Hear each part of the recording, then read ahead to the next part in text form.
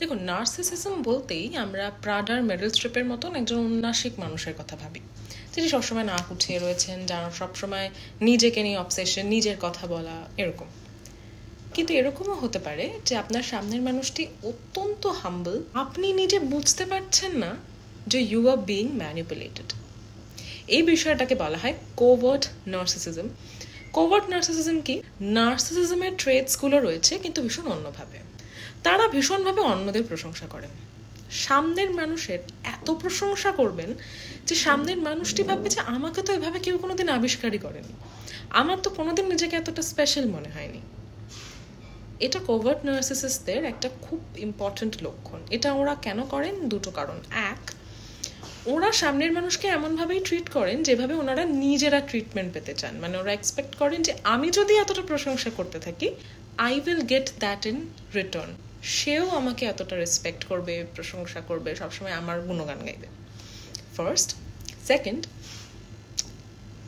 আপনি সামনের মানুষকে জোর করে, খারাপ কথা বলে, নিজেকে বড় দেখিয়ে, তাকে ছোট দেখিয়ে যত না ম্যানিপুলেট করতে পারবেন বা কন্ট্রোল করতে পারবেন, আপনি সামনের মানুষকে মানে একেবারে উজাড় করে মন প্রশংসা করুন, তাতে সামনের মানুষ নিজের অজান্তে আপনার কন্ট্রোলে চলে যাবে, সেটা আপনি ভাবতেও পারবেন না।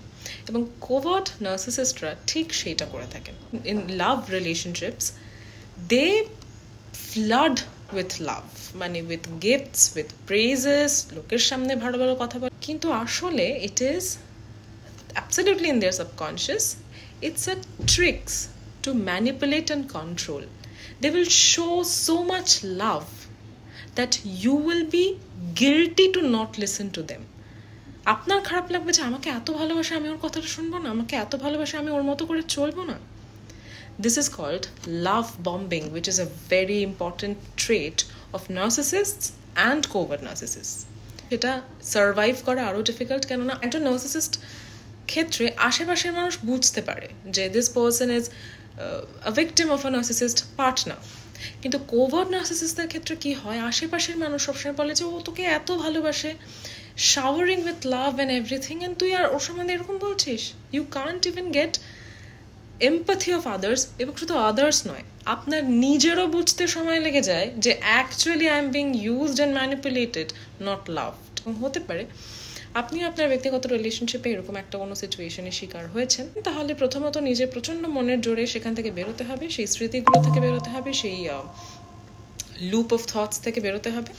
না পারলে অবশ্যই মনোরোগ বিশেষজ্ঞদের সাহায্য নিন। আমরা তো রয়েছি আপনাদের এই ধরনের সমস্যায় একটু করেও গাইড করার জন্য। Thank you.